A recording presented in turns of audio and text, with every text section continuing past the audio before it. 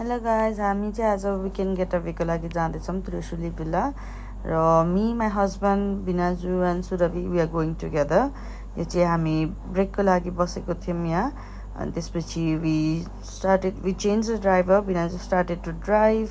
त्यहाँबाट यो चाहिँ म र सुरभि हामी मस्तले बसेको थियौँ पछाडि, अनि वी वेन्ट टु गल्छीको फेमस खुवा पसल। वी ट्राइड देयर खुवा, अनि त्यहाँको लस्सी पनि खायौँ, मिठो थियो।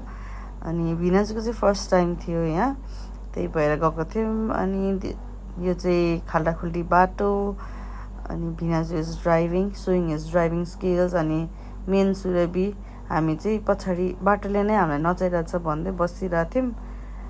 अनि पिच बाटो अहिले चाहिँ धेरै राम्रो भएको रहेछ है यो बाटो। पहिला पहिला त वाइल्ड खत्तम थियो, अहिले त राम्रो भएको छ। सो यो चाहिँ हाम्रो फेभरेट मलेखुको माछा पसल, जहाँ चाहिँ हामीले माछा र आलु चप खायौँ। अनि हामी लाग्यौँ त्रिशुली रिभर साइड रिजोर्टतिर। त्यहाँ चाहिँ हामीले गाडी पार्क गर्नुपर्ने थियो।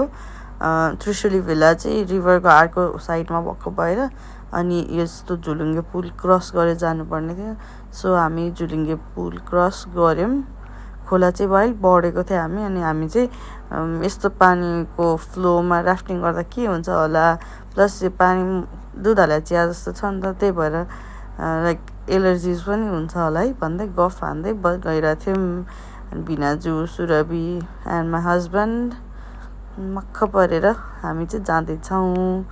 अनि हामीलाई चाहिँ अर्को एन्ड अफ द ब्रिज चाहिँ एउटा पिकअप गाडी लिन आएको थियो, जिप सफारी टाइपको।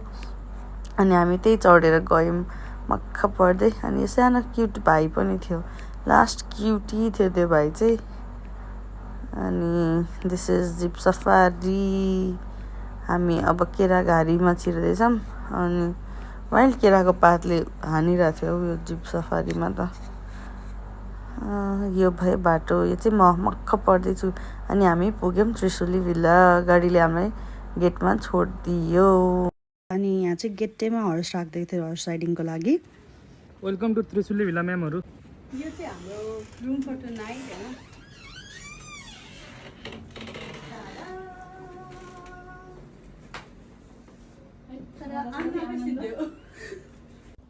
अनि यो चाहिँ भयो वासरुम। सानो रुम भए पनि एकदम राम्रो क्युट थियो। हामी एकछिन रेस्ट गऱ्यौँ अनि बाहिरको प्रपर्टीहरू एक्सप्लोर गर्न गयौँ। अनि हाम्रो रुमबाट निस्केपछिको भ्यू, अनि यहाँबाट चाहिँ जिप लाइन र साइक्लिङ पनि गर्न मिल्ने थियो। त्यसपछि हामी पुग्यौँ swimming pool area, swimming pool explore गयौँ। स्विमिङ पुलभित्रै पनि कायक बोर्डमा बस्न पाइने थियो। त्यो त्रिशुली खोला, अनि त्यहाँ ट्री हाउस पनि छ त्रिशुली खोला अब्जर्भ गर्नलाई। अनि यो चाहिँ हामीलाई वेलकम ड्रिङ्क दिनुभएको थियो। अनि हामी खेल्न थाल्यौँ गेम्स। मेरो हस्बेन्ड र बिनाजु चाहिँ टिटी खेल्न थाल्छौँ, अनि सुरभि र मलाई खेल्न आए पनि हामी स्नुकर खेल्ने प्र्याक्टिस गर्दै थियौँ। स्कोर भयो सुरभिको, अनि मैले स्कोर गरेँ यो भिडियोमा चाहिँ। अनि हामीले स्नुकर खेलेको देखेर मेरो हस्बेन्डलाई पनि स्नुकर खेल्नु पऱ्यो भनेर आइस्यो, अनि he scored, he plays well. निथाचुर भएर दुईजना दिदी बहिनी चाहिँ स्नुकर, हामी चाहिँ दाजुभाइ चाहिँ स्विमिङ, सरी के अरे टेबल टेनिस खेलेर यहाँ पसिनाले निथाचुर भएर अब चाहिँ स्विमिङ गर्न जाँदैछौँ। एकदमै गर्मी थियो, त्यही भएर we decided to go swimming. अनि this is my husband is showing is swimming skills होइन। मैले चाहिँ स्विमिङ क्लास सिकेर पनि स्विमिङ गर्न नआउने चाहिँ मै एउटा होला कि, यस्तो बेइज्जत लाग्छ आफूलाई। यो चाहिँ म र सुरभि हामी लाला गर्दै नाच्दैछौँ।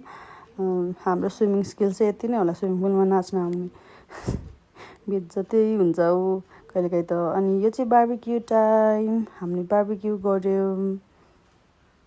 यहाँ चाहिँ हामी बार्बिक्यू गर्दै नाच्दै खाँदै गरिरहेको थियौँ, अनि रमाइलो भइरहेको थियो है। अनि यति खायो यो दिन त बार्बिक्यू मिठो पनि भएको थियो। यहाँ चाहिँ म र सुरभि नाच्दैछौँ होइन। डिनर सर्भ भइसकेको थिएन, हामी एकदम टायर्ड पनि भइसकेका थियौँ, तर त्यही पनि नाच्नु चाहिँ पर्छ भनेर नाच्दै बसिरहेको थियौँ। अनि यहाँ चाहिँ भयो डिनर। हाम्रो डिनर पछिको क्लिप चाहिँ हामीले खिच्न बिर्स्यौँ, त्यही भएर छैन। So this is the and. हामी चाहिँ अब जाँदैछौँ ब्रेकफास्ट खान। बिहान उठेर फ्रेस भयौँ, उता छन् दुईजना चाहिँ। हामी चाहिँ ब्रेकफास्ट खानुभन्दा अगाडि यसो एकछिन आउटफिट अफ द डेवाला भिडियो बनाऊँ न त भनेर भिडियो बनाउनु थाल्यौँ होइन। अनि आफ्नो पोज दिँदैछौँ यहाँ होइन।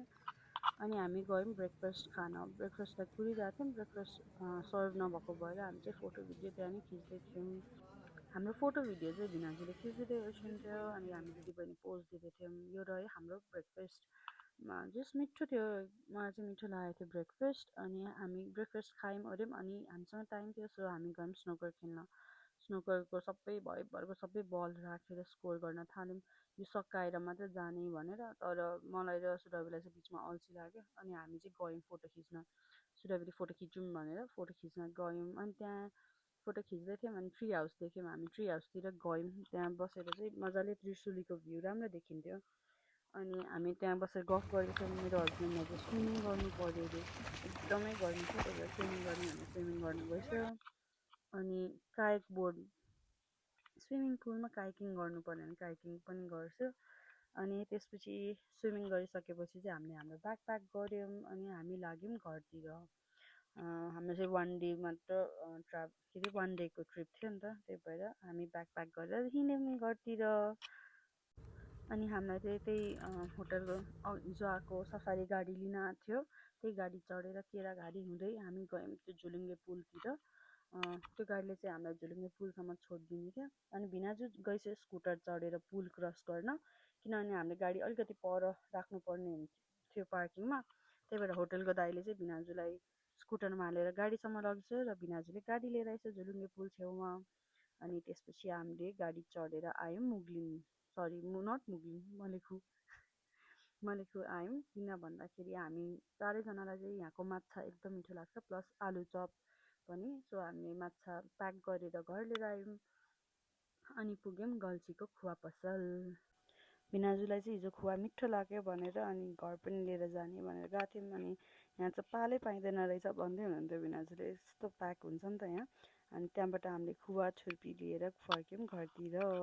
र यहाँ चाहिँ मेरो हस्बेन्ड ड्राइभ गर्दै हुनुहुन्छ। And this is the and of this vlog.